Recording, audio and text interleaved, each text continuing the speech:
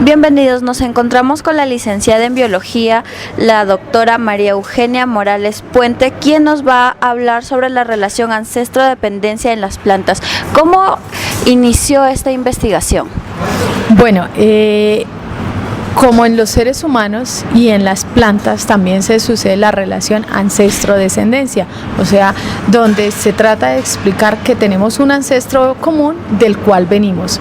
Bajo esa teoría, lo que se pretendió fue realizar un estudio de plantas neotropicales, o sea, que se desarrollan del norte de la Florida al norte de Bolivia, en ese rango de distribución que cobijaría obviamente Colombia, de un grupo de plantas que la mayoría de ellas están en grado de amenaza. Entonces lo que se pretendía establecer es cuáles serían sus orígenes o de dónde vienen, cuáles serían sus parientes más cercanos. De ahí entonces se escogió la familia Melastomataceae, que es una familia que se caracteriza por tener hojas opuestas y curvinervias.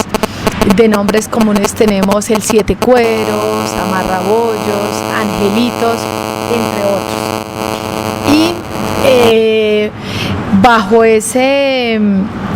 ese conocimiento, entonces lo que se pretendió a través de un análisis filogenético, que lo que pretende es establecer esas relaciones de ancestro-descendencia a partir de la evaluación de caracteres morfológicos y moleculares. ¿En qué año inició esta investigación? Este trabajo lo hice como tesis de doctorado en 2004. ¿Cuáles han sido los resultados obtenidos o a dónde quiere llegar?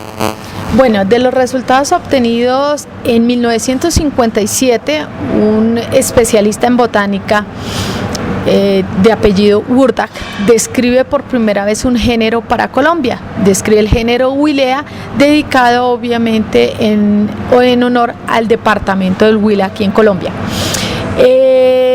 Y describe una única especie que sería Huilea penduliflora. Sin embargo, ya en mis estudios empezamos a hacer toda una revisión y esa revisión nos remontó a 1850 con un francés, Naudin. Él establece para el norte de Colombia, específicamente para el departamento del norte de Santander, en el municipio de Pamplona, en esa época Pamplona la Baja. Allí encuentran un género que se denomina Calivia y describen una especie como Calivia corimbífera.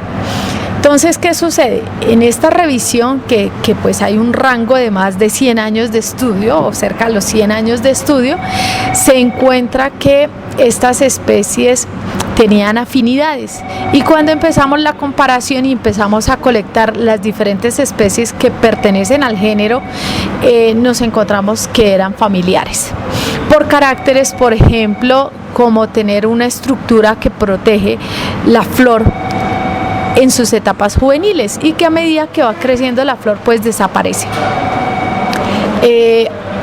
Con esa comparación nos dimos cuenta que Huilea realmente es la misma Calivia, y empezamos un proceso dentro de botánica que se llama desinonimización, donde Huilea pasa a ser lo mismo que Calivia. ¿Cuáles son los beneficios que trae su investigación a la comunidad?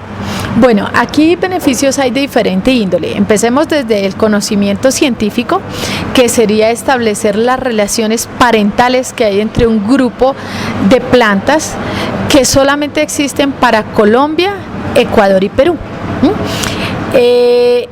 Esto nos permitió establecer que están relacionadas paralelamente al levantamiento de los Andes, o sea, a medida que levantaron los Andes, ellas fueron apareciendo y nos registran como las más antiguas o primitivas, entre comillas, las peruanas, luego las ecuatorianas, y las que aparecieron más reciente junto con el levantamiento de los Andes fueron las colombianas. Entonces, ya de ahí nos está aportando información de tipo evolutivo, orogénico, que son importantes pues para establecer cómo ha aparecido la flora en el caso del país, o por lo menos en el norte de Sudamérica. Por otro lado, estas especies están asociadas a hábitats que han sido muy fragmentados. degradados, ecosistemas que han sido destruidos progresivamente. Y esta condición ha hecho que en la pérdida de ese hábitat, estas especies, todas ellas, que realmente son 11, estén en riesgo de extinción. Entonces es un llamado de atención en el sentido de procesos de destrucción del hábitat, en el sentido de que ya hay especies amenazadas y que si no buscamos protegerlas, pues las vamos a destruir. Y al destruir o desaparecer una especie de vegetal o animal, a su vez se desencadena la desaparición de aquellas especies que están asociadas a esta o que dependen de alguna manera. Y sabemos por datos que, por ejemplo, algunos colibríes y ardillas están asociados, bueno, aparte de insectos, están asociadas a estas especies. ¿Plantea alguna investigación póstuma siguiente para profundizar este caso? Sí, estamos trabajando, por ejemplo, con biología reproductiva para entender cómo son las etapas de reproducción de estas especies.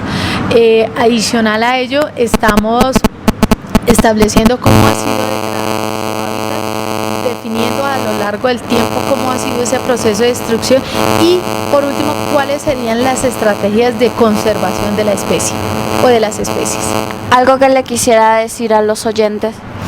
Pues realmente que tenemos que buscar la forma de proteger el medio ambiente, que en la medida que lo sigamos destruyendo, pues estos cambios de temperatura, estos cambios ambientales o climáticos van a llevar al deterioro y a la destrucción del planeta. Esto es un llamado de atención a que condiciones como cambio climático o cambio global son importantes tenerlos en cuenta y buscar las formas de conservar tanto la fauna como la flora, porque ellos son los que nos proveen la estabilidad en el ecosistema. Informó Xiomara Bravo desde la UPTC para la Universidad de Boyacá.